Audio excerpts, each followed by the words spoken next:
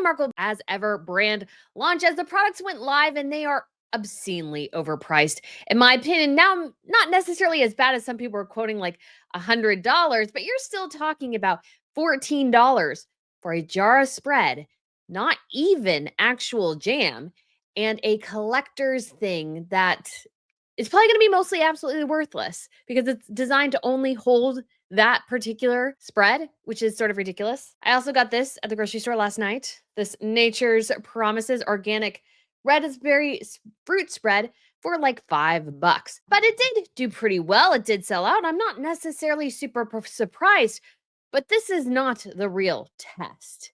Meghan may be taking a victory lap here, but for as ever, this is far from a sure thing. Still, yes, her stuff sold out, but is it good? Is it worth the premium prices she is charging? That is what we are going to talk about today because it is all about how much something costs versus how much you charge for it. All these things factor in. And I hate to say it. Well, maybe I don't hate to say it. I think her stuff is sort of overpriced for what it is, and her competitors are priced better. And I think the quality might be better, but we shall see and we shall dive into all this stuff with the as ever madness. And guys, just to be absolutely frank, stop with the conspiracies. There were products, they sold out. Stop with all the nonsense of, oh, she didn't sell anything. They sold. Trust me. Trust me. We shall get into more details of this. But if you haven't been to Royal News Network before, hello, my name is Brittany. I provide compelling royal commentary. So please hit that subscribe button. I would absolutely love to have you back. And before we begin the Meghan as ever madness, we should look at some of what the other real royals are doing today. We have King Frederick and Queen Mary of Denmark, who are still undertaking their state visit to France. They ended their tour by visiting the Notre Dame de Paris, which of course was reopened last year after extensive renovations following a fire. The couple looked fantastic, although we were sans Mary's glorious ruby collection. Any hint of it was not there. Very, very sadly. Wasn't my favorite look of the trip, but if you want a whole download of her fashion, we will be doing that later this week on Royal Fashion News. And I gotta say as well, I think they have one of the best social media teams because I am loving these gorgeous shots of the Notre Dame. They did it of other buildings this week on the tour. I felt like it gave their social media presence much more depth. King Felipe and Queen Matilda are still finishing up their tour of Vietnam. It'll end actually on the 4th, which is tomorrow, because obviously Asia is mostly like a day ahead. So they are looking like they're having a fantastic time today. They visited the Deep Sea Industrial Zone and were able to see a place where when Felipe first visited in 1994, they only had rice fields. And now when he came back in 2003, they were developing an industrial zone and have kept on that track. We have Queen Maxima of the Netherlands. Attended the Day of Interventions on scaling up successful debt relief methods at various municipalities. These have legal task of helping residents with their debt. Maxima herself has a background in finance, so the project very much aligns with her previous experience as, actually, believe it or not, a banking executive. And we also have a picture of Princess Leonor of Spain, and it was taken, I'm not going to share it, but it was taken during her time training in the military. And so I feel like it's a little bit of an invasive shot. She's actually wearing a bikini. She's at the beach. She's obviously on break from doing her military duty. And I am not showing that particular picture, just showing her on a casual day last year. But I feel like since she's just, 19, it just feels a little weird to share a bikini shot of her that she obviously didn't know what was being taken on the beach. Just feels a little wrong. So we're not going to share it, but that is something that went out there. And just a reminder that it's not just the British royals who are stalked by the press, it is the other royal families as well. It feels like a little bit of an overreach. And then we do also have a case regarding her grandfather. So this is former King of Spain, Juan Carlos, who was ousted due to a variety of financial scandals and personal scandals and all sorts of things. And he is suing a journalist right now for 50,000 euros for slander. So that is sort of an interesting case. We need to do a whole deep dive at some point on Juan Carlos because, oh boy, is that a doozy. I mean, he might have swindled like $1 billion through his role as king. That might be a bit of an exaggeration, but it's a lot of money, So fascinating, especially considering that he's still sort of beloved by the people in a weird way. It's very strange. So guys, that is it for the Crown Report bit. Now back into as ever As ever, a flop, as ever, a failure, as ever, so many different things, and as ever, sort of a terrible business strategy. Okay, so this is currently her website. Horrific design, by the way. Still cannot stress enough how bad a design this is. You want to make your products easy to find and easy to purchase, and you have to scroll down quite a bit to get to the products. And also, I want to point out as well, and we're going to have to expand this a bit. It's really small, but it says all items are currently sold out. Be the first to know for future collections. Okay, so if it kind of goes to the normal website, you can barely see this. This should be a big banner.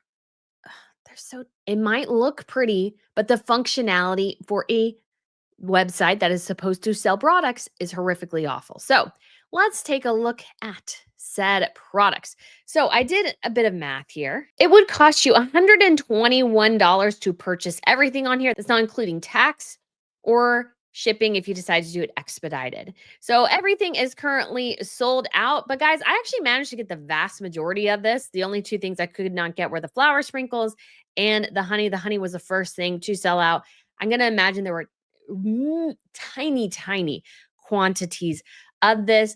I also had not wanted to, had to get the special keepsake packaging for the spread because this is coming soon, the regular spread. She wanted to make sure everybody bought the keepsake stuff first. I think that's kind of cringy because she probably knows who's buying this.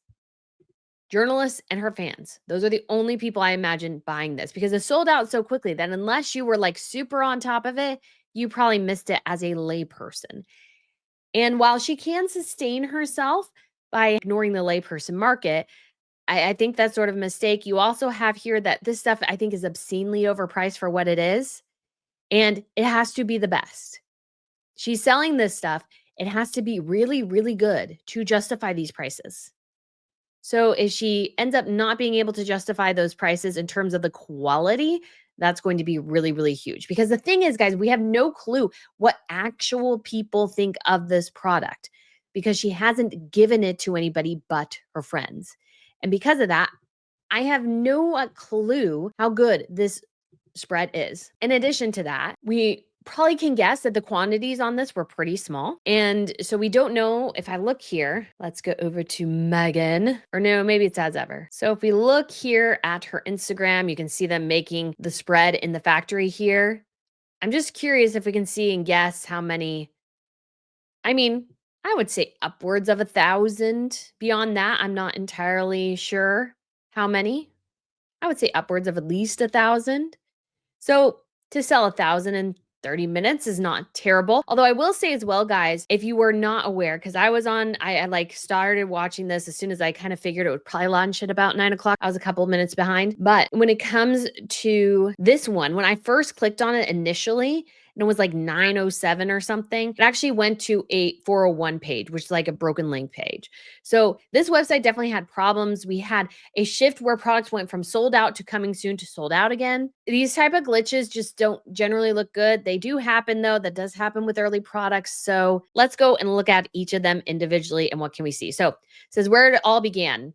The signature as ever raspberry fruit spread is inspired by a recipe Meghan crafted in her own kitchen. The signature, so it's not the real one. It was inspired by, not the actual real one, inspired by.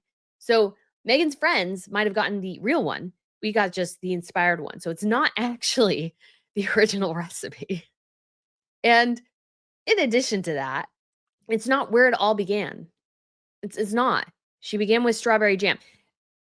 This sort of rewriting of history thing is I think exceptionally dumb because she's been so public. Like you can only be an idiot if you don't know that she was trying to sell strawberry jam last year. She couldn't sell that. She had to go with this.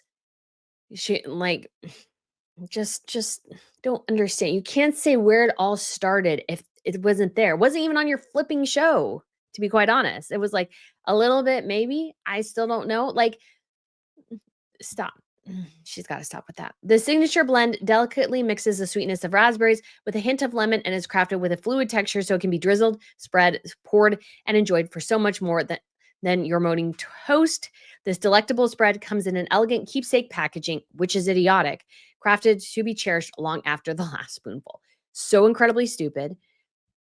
In part because I don't think it'll show it here, but literally the dimensions of the keepsake can only hold jam or spread, whatever. It can only hold that. It's designed for that bottle. It's not designed other ways. And I'll show you what actual keepsake stuff looks like and why somebody might keep it. So the ingredients here are raspberries, not organic raspberries, it just says raspberries, organic pure cane sugar, organic lemon juice concentrate, and fruit pectin. So pectin is sort of a necessary thing for jam. So just as a comparison here, just for fun, I did get last night some red raspberry fruit spread. So this is Nature's Promise. Ingredients are also organic raspberries. They're doing better than Meghan. They have organic ones. Organic cane sugar. Ah, same thing. Pectin solution. Same exact thing. Ascorbic acid, vitamin C, citric acid, which could probably be also kind of the lemon. So is Meghan's spread much different than this? Really? No, no. But this was $5 and she's charging $9 for her. So she's almost charging double. Is it worth it? That is a big question here. And when it comes to specialty packaging as well, I'll show you guys. This is just kind of one that I probably should throw away, but this was for the Queen's Platinum Jubilee, just because this is like an historic event. This is not even really a keepsake box. This is like literally just a regular box. As a special edition of 2022, I still have it. I had this one. This was a candle for Queen Elizabeth and her death, so I kept this. Can't really smell it in there, but it's the candle itself is sitting on my thing. And this is sort of the big thing. And this might be the thing she's trying to replicate, but it's kind of dumb. So this is the Louis Vuitton one. These actually, you can resell these if you want to. So these are the boxes where the item comes in. So you open it, got a little card thing. This was like Christmas, I think last year or something. Anyways, and then you have the dust bag. So why does this make sense? Because Louis Vuitton is a premium brand. It's a premium brand worth quite a bit. So just the look of these, which are, fancy, you can put them on your shelf and stuff, represent something. And they look aesthetically pleasing, like you can keep them around. I think something circular doesn't totally work. Now, I will have to say as well, I tried to find it because I have something sort of like that for this perfume I got from Louis Vuitton as well. So I got this a couple years ago and it had this cylinder packaging thing that it came in. And I don't know where it is, but I know I kept it. I just can't think of where it is. But this, again, to me makes sense because it's a luxury item. It's something that, somewhat holds its value. I mean, obviously it's a perfume and you use it, so it's not totally that, but it does still smell good. This is California Dream, in case you are curious. Oh, and this we'll get back to. So let's look back on the page here. And again, I think it's sort of tacky to force everybody to buy the keepsake before putting the regular jam out there. I would have bought the regular jam most likely because I just don't know what to do with this. This is dumb. I'm sorry, but this is just dumb. So we have flower sprinkles. So I did actually have this in my cart and this actually sold out. So she says a blend of tiny, vibrant, edible flower petals that act as confetti for your plating. This edition epitomizes the idea of surprise and delight, beautifying any dish and making it from mundane to magical. Sure. As ever, flower sprinkles are just as easy as a dash of salt, but with a dash of beauty. I don't really believe this. And for that much, like how much? So it's not even it's 0.18 ounces or 5 grams. Very little. Dried rose, caldunia, blue cornflower petals, and hibiscus flowers. So yeah. So a small sprinkle over an omelet, quiche, or even scrambled eggs adds an impressive beauty in seconds. Oh gosh. Oh honey, this is not good. Okay, so she adds flower sprinkles on salads, desserts, and even kids' breakfast plates for an extra layer of joy. Why didn't she do that with her own children? She showed their breakfast a couple weeks ago. She didn't do it then. Why? Do they not like them? Just an interesting question. So we have the honey. This is the first thing that sold out. So it was inspired by Meghan's appreciation for the art of harvesting natural delight at the family home. So this is not her honey. Don't know where it came from. Not super exciting, but it's only 9 ounces. So these are actually the 3 products I think that are going to be her biggest challenge in some ways because the tea market is huge. The tea market is massive. And again, these, in my opinion, are overpriced compared to what you can get for also, I would argue, like somewhat premium tea. So we have her herbal lemon ginger tea. So what you get here, and I think this is important, you get 12 satchels. Now I looked because I thought it was curious. So we have here Withered of Chelsea, which is a personal favorite of mine. We have their lemon and ginger infused 20 bags. So you get 20 bags for $9, but with Meghan, you have to pay here $12 for just 12 packets. So each little packet for the tea is $1. So I'll let you be the judge whether or not that's actually good or not. And the same thing most of the time with all the Withered stuff. So if we look back here, it says it's organic or herbal, stunning infusion of lemon and notes of ginger. The soothing and refreshing blend offers delight within your day and can be enjoyed warm or cold. Ice honey, brew slowly. It's like, I feel like you're kind of sip in the tub by candlelight with your preferred playlist or gentle silence for pure tranquility. Like if you have to tell that, it's kind of like stating the obvious. Uh, it's so lame. All right, so we have herbal hibiscus. Get a special tea. Again, a sunrise and delight. Freeze ice cubes and add a pop of color to your water or lemonade. Great for kids' water bottles too. Sure. I mean, my parents love black tea and like iced tea here in the States, not sugar tea, not sugar tea or whatever it is. But I doubt it might be hard to get kids to enjoy this, to be quite honest. So hibiscus flowers, this is all it says. Again, think a little bit overpriced because you can get the same thing anywhere. You can get the same thing anywhere. So the question is hers better than the competition? So I got all the teas. And the nice thing is I can do a tea challenge and try all her teas against all her competitors and see if they're good. I had to get this stupid keepsake thing, which I might burn for like the thumbnail or something. I think that would be fun. Anyway, so we got the crepe mix. So I know a lot of people are curious. It's bleached enriched flour, nasin, reduced iron, thiamine, monotrite or whatever, a bunch of different stuff. And so after school snack for the kids, sure. I just feel like she has zero idea what real human beings do during the day. So she looks a little silly. So this is sort of the contents and information. I was able to get to this as well. And it's actually kind of nice because it has with flour sprinkles. So I do get to try her flour sprinkles without actually paying for them because that was the one thing that sold out in my cart as I was checking out. So again, guys, these were for sale. They were 100% for sale. Let's see, party for one, top with fruit spread, chocolate, or peanut butter for a decadent treat, best enjoyed with a cup of tea. I don't believe she does any of this. So here's what's really stupid. And I'm starting to use that term, but that's like the only thing I can think of. So she's giving you right here, tips for enjoyment, my favorite ways. Have we seen her do any of these? No, you can't say tips for enjoyment. I do this when you're not like you should have been for the last month showing us use your products like this. This is business marketing strategy 101. I would look idiotic if I was selling shirts that I never wore. I don't wear my shirts often in my videos. I have like recollections may vary. I have a couple ones from our trips.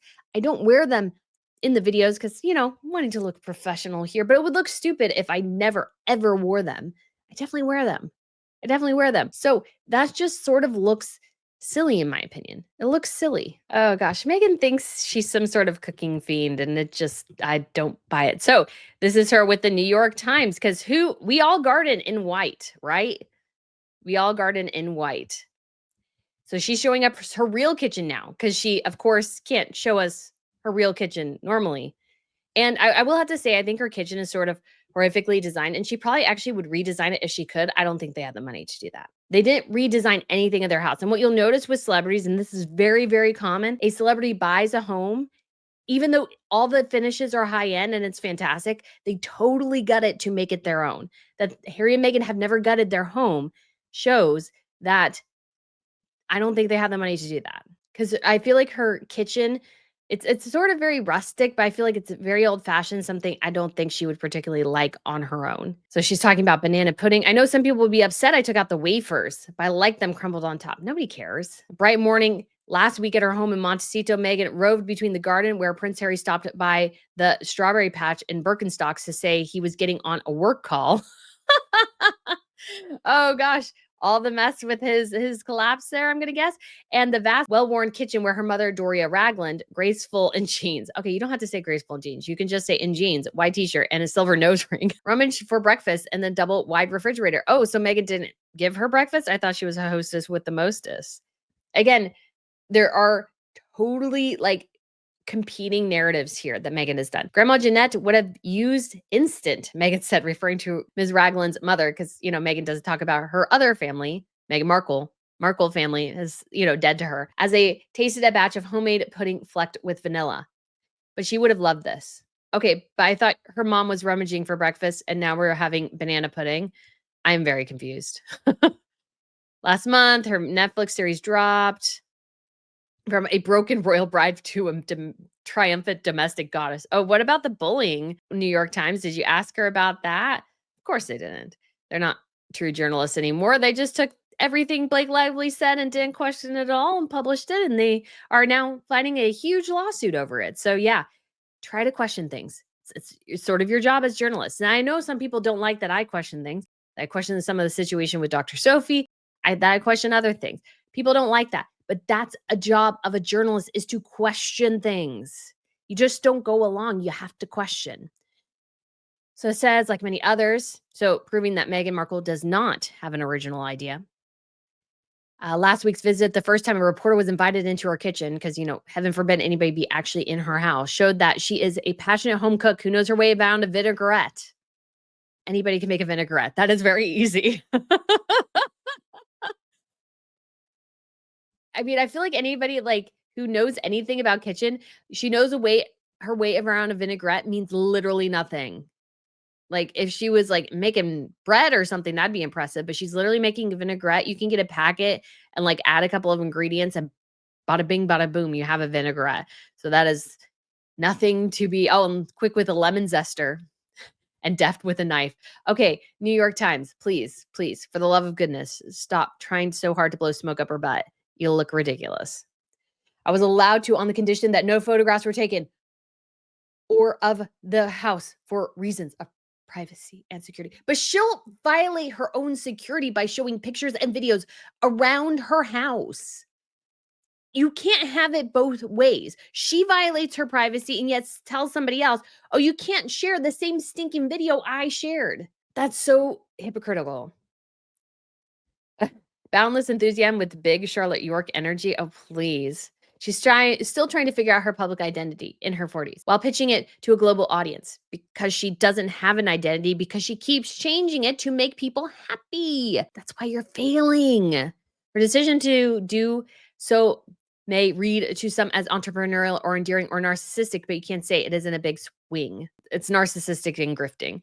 It's about to get bigger. On Wednesday morning, sales went live for Meghan's food line, including baking mixes, blah, blah, blah. They all sold out within an hour, a spokeswoman said. The brand was initially announced as American Riviera Orchard, but reportedly changed after trademark setbacks. And again, guys, she actually doesn't have to hold the trademark in order to sell something. But American Riviera Orchard was going to be too hard because it referenced a geographical region, and she was just going to get too much pushback from it. Last week, she announced she would host her podcast. It was actually the week before. Started My Shop, which is, again, very greedy. Very greedy, Meghan Markle, because she now has posted things as seen on my Instagram. It's just greed. She just wants money. And oh my gosh, guys, I totally and completely missed it. She's grifting off the wedding.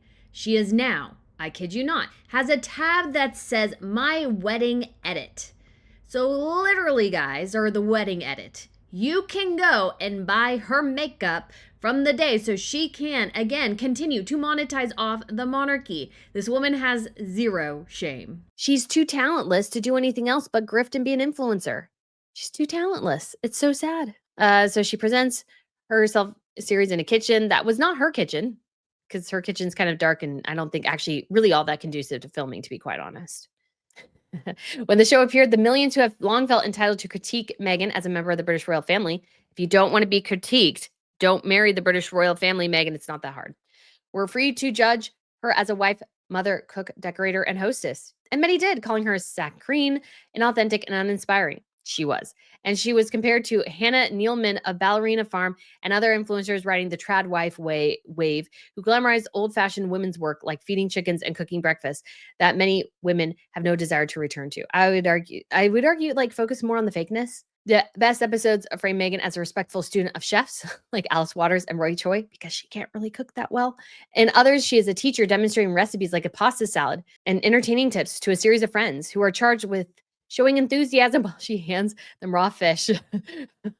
Just going to show everything about it is fake, or ties a bow on a bag of peanut butter stuffed pretzels. Those episodes came in for the most mockery. Some criticism was more pointed. Social media posts zeroed in on her LaCroix pots, claiming they are too expensive for many Black women to afford and more ostentatious than traditional Black cast iron. In response, Black women began posting their photos of their expensive Le Cruest, I don't know how to pronounce it, collections online. The journalist Michelle Norris came to Meghan's defense, asking, why is anyone surprised or disturbed that she would have beautiful color coordinated cookware? Does anyone drag Ina or Martha for their cookware? Again, it's the problem is how Meghan has marketed herself. If she had marketed herself as sort of a wealthy woman taking the world by storm, then she might get away with doing this, but she wants to play the race card. She wants to play the victim card. She wants to play the poor me woman card. She wants to play all these different cards, and inevitably they clash and they lead to a competing narrative. And so if she does one thing, people take her for the other thing that she's done that's sort of the opposite.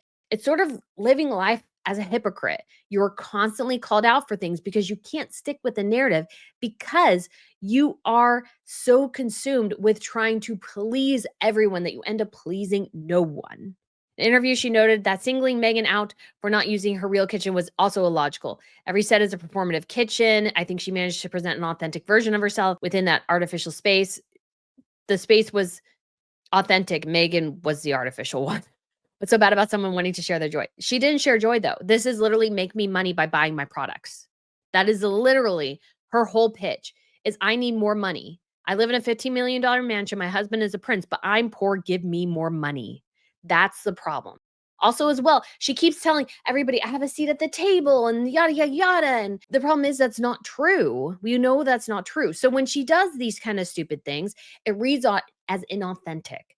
So she needed to do it in her home kitchen to have this air of authenticity, but she refuses to do that. But she doesn't totally own her inauthenticity either. And so again, we have clashing narratives. That's Meghan's problem is the constant clashing narratives because she can't decide what she wants to be that day. So everybody has somebody. Are we going to actually ever talk to freaking Meghan in this article? Hardly have a quote from her. Okay, I'm like more, I feel like more than halfway through the article, or about halfway through the article, because they'll have ads at the end. And I still have not heard like 2 words from Meghan. Where were these tough questions? I don't care what Carla has to say. I want to know what Meghan has to say in response to accusations that she's inauthentic. Which raises a question. Why would somebody who has for years endured the worst kind of public attention put herself back under the microscope? One reason, of course, is money. Yes, this is 100% correct. She wants oodles and oodles of cash. Her husband was too poor. She needs money. And she's not talented enough to make it the old-fashioned ways, so she has to grift for it. So the production deal Meghan and Harry signed with Netflix ends this year, and most of their recent offers, documentaries about Polo and Harry's Invictus Games, flopped. But Netflix is betting on her. The show has already shot a second season, and the company is an investor in her as ever brand, which is dumb on their part. Netflix is just kind of the blind leading the blind here. They kind of wanted to get into this lifestyle space. They signed her anyway, so they're going to do it. They're going to go. And despite the criticism in the last month, millions of fans have shown up. 2.6. She has gained 2.7 million followers. Did she officially gain that? She was sitting at 2.6 for a long time. She's still at 2.6 New York Times. I'm here right now. She's still at 2.6. Oh, that's so funny. That's so bad. Oh, New York Times. Oh.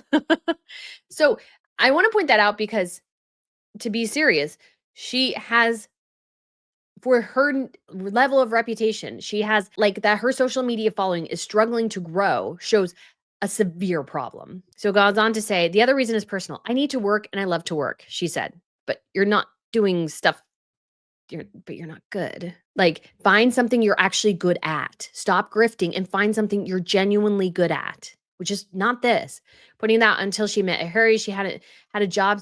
She hadn't been without a job since she was 13. You had a job, honey. It was called working for the royal family. You didn't like that job. You had it, though. You just refused to do it. 2 young children to raise. I'm sure they have nannies. Again, I don't know why she doesn't mention them. This is the way I can connect my home life and my work.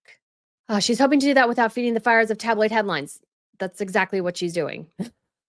Benefiting a global brand chief, members of her team comb comment sections of social media so she doesn't have to. Oh, that's hysterical. So are they reading what we're talking about? Do they watch this channel? That would be hysterical. That would be really hysterical. But they should. They should. That's part of their job. And it's not going well, I'm sure. I'm sure. When I told her about the Le Creuset controversy, she was baffled. This is a thing in 2025? Of course she knows it. Throwing up her hands and turning to her mother because she doesn't want her husband to be there. Everyone is coming in hot these days, Ms. Ragland said calmly. Then the women moved on to discussing more important business, like whether the person needs an air fryer, why immersion blenders are so good for soup, and whether Grandma Jeanette filled her hand pies, dried or fresh apples. Okay. Meg is upbeat, charming, and always on message when fielding questions with a reporter. Of course she is. Of course she is. She also got a very friendly one, which of course that's the whole thing. She's clearly bothered by some of the accusations that she is unrelatable and out of touch. She may be living a fairy tale, but not that long ago she was a very this is good. This is actually correct. She was a not very famous actress on a medium popular TV series. She was divorced in her mid-30s, unsure where her next job would be. Don't they know my life hasn't always been like this? She said, gesturing to sweeping views and sleeping dogs. Yeah, honey, but you always wanted this and you married a guy for money. Like we all sort of see that. That's just not a surprise. Stop being like you look out of touch. There is a way to be obscenely wealthy and be in touch with people. You clearly don't have that touch. You just don't. Megan was growing up when Megan was growing up in Los Angeles, her mother worked long hours and had little time for cooking at home. What about her father? Her father. Of course, never mentioned her dad. Mention her grandma, don't care. Just self-described as a latchkey kid. Of course, no comment on dad. Where was dad in all this? No dad. As far as we know, she was raised mostly by her father. He's not, of course, mentioned, which again runs into the authenticity issue Megan has. You have to admit your father exists. Stop erasing him from your history. It doesn't play well. So she travel agent, took frequent weekend trips. Megan started cooking. At 20 in my tiny apartment in Evanston, working that sandwich and bottle of $2 chuck. That was when Trader Joe's was getting big. We all thought it was so fancy. Okay, I don't even know what that means. Care in the years that followed, suits. So this is funny. So even her children don't really like her cooking. They want chicken nuggets. That is kids though. But 100 miles north and a world away from her grandmother's kitchen, Megan rinsed strawberries from the garden, sliced and macerated them in sugar, lemon juice, and zest to layer in with the pudding and banana slices. Unlike the sleek white kitchen on our show, this kitchen, designed and built by the previous owners, because she doesn't have enough money to redesign it, has a weathered wooden island in addition to a marble one, a well-used Viking stove, and a classic accents of blue and white tiles. There's an old-fashioned butler's pantry with cabinets holding glasses and tea sets, and a modern pantry stuffed with carefully organized ingredients and snacks. Shelves hold cookbooks, well-thumbed seat to skillet, and just outside the door, a framed picture of Harry as a boy with his mother, Diana. Megan is quick to admit she has a lot to learn. The house is equipped with 2 pizza ovens that are mostly dormant. Aw, that's lame. And she said her first attempt at sourdough bread was both boring and traumatic enough to send her back to bakeries. There are professionals who do that better than I ever will. When it's just her and the kids for dinner, she says she often relies on chicken nuggets, veggie burgers, or tater tots. And tater tots. Freezer is stuffed with them. So, like, again, you have this like diverging thing where she did this overly fancy hand cooked everything in her kitchen in that house in Montecito that they rented. And yet for her kids, she'll just give them chicken nuggets, veggie burgers, and tater tots. But she made these ridiculous sandwiches for tea. So does she not make those for her kids for tea then? Like what is going on? Again, you have these diverging narratives. You have to pick one. You have to simply pick one. I know it sucks. I know you want to do everything, but you have to pick a specific narrative. You can't constantly be switching things. What make her help stand out in a crowded field of food influencing is her eye for detail. Calligraphy and gift wrapping skills she developed to pick up extra money are now put at work in layering cakes and fluffing salads. Just so. Okay, but that's not something I can buy. I can't buy her like skill with calligraphy, which I would call fancy cursive, or her gift wrapping skills. That means nothing to me. How like that's not going to help me buy her stuff. She truly cares of which direction the radishes are pointing on a charcuterie board, and she really does sometimes transfer takeout to serving dishes. I have seen the platters. So lame. To finish the pudding, she got a hand mixer to make the chantilly cream. The vanilla spiked, sweetened whipped cream that would be given its dessert name Chantilly Lily after her daughter, who's a redhead. Ms. Raglan says she wasn't convinced she needed a hand mixer of her own. She has KitchenAid. This is innocuous, dumb stuff. Oh, goodness. My mom has Grandma Jeanette's cast iron skillet. That's what I really want. Why didn't she use that at the show? Okay, this was lame. Man, this was lame. Okay, very lame. Again, not the best. But what is Meghan's business strategy going forward? Because I think we have somewhat an indication, and it could work well for her, but it also could leave an audience annoyed and struggling to react. So one of them is I kind of thought of it the Beanie Baby type craze. So what Meghan is doing limited quantities of things. So I don't even know if she'll have a base collection. She hasn't like acknowledged that at all. Like, will this be your base, or is she going to change things every couple of months? Now that could work well because then she could have people who have a vested interest because it's a limited quantity, kind of like the Beanie Babies. If you're not aware of how the Beanie Baby craze went, there's actually a documentary, very interesting, Beanie Mania, talking about how what people sort of would do is they sort of got crazed because they were trying to find a specific Beanie Baby. Obviously, this is the princess one. And so they were trying to find a particular Beanie Baby, and they were searching all the stores around trying to find it. And so it created this huge secondary market. That could be where she goes. I imagine some of this stuff will show up on eBay. I'd be curious if I could test it and then sell it on eBay, and if a Sussex Squad member would be willing to just buy it. Because I don't know. If I don't like some of this stuff, I don't know what I'm going to do with it. But I would give it to somebody else. Anyways, so I think when it came to this launch, it's not a surprise that it sold out. I would imagine the quantities were fairly small. But the big question is moving forward, if everything's going to be a small batch, will it do that well in the long run? Because the big money is in getting all consumers to buy in, not just a select few.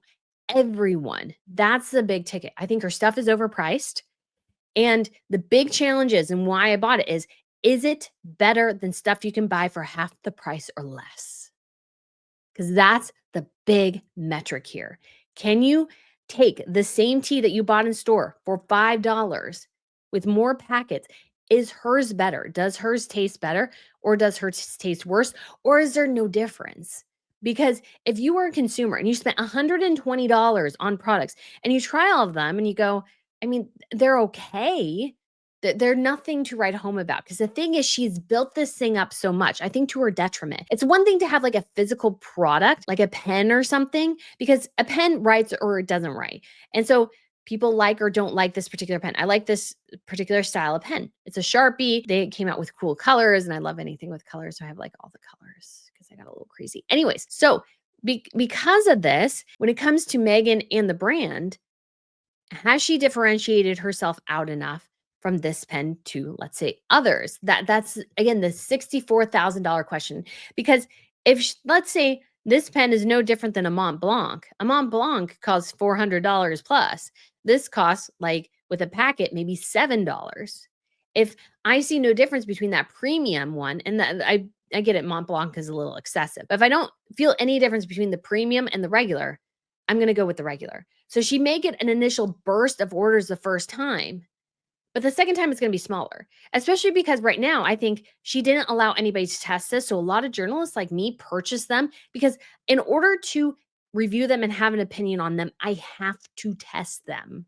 That's the only way to do it. It's sort of like I gave this analogy in another video recently. So this is a manuscript probably from the 1300s or something like that. Actually 1100s. So very old, 1136. To actually use this in like a dissertation for a PhD, I would actually have to personally translate the original Latin script. And the reason I have to do that is I can't rely on somebody else's interpretation of the script. I have to read it for myself. Now, because this is so well known, that's really probably not necessary, but for other pieces of history that is necessary, something that's maybe been looked at a couple of times, you get your chance to look at it and you have to be able to read it for yourself. So that is why we are getting it to review it, because I can't fully review it until I have the products. The only thing I actually didn't get was the honey. I also technically did not get the flour sprinkles, but I saved $15 because I can test the flour sprinkles from her shortbread cookies, and I'm perfectly fine with that because I think flour sprinkles are stupid. I think most of her products are not that great. And the huge, glaring issue is she keeps saying she wants to elevate and make things extraordinary. And so she set a huge bar for herself. Her stuff must be extraordinary because the problem Meghan Markle has is that she left the extraordinary to become obscenely ordinary. And if her products are the same, she will have one batch of orders, but every time new products go out, she'll probably get fewer and fewer returnees because once the news media has their initial impression, they probably won't get much more. Her fervent fan base will always grab it, but the general population, I don't even think got a chance. They probably saw it too late to even test or see what might be available. And so they've lost out on something pretty huge. And if she keeps annoying them by only giving small batches and they can never get it, they'll give up. And so she's eliminating a whole potential consumer base because it's just not good business practice in my opinion. We shall see of course where things go. These are all my opinions, but let me know yours in the comments below. Thank you so much for watching and I shall talk to you again soon. Bye.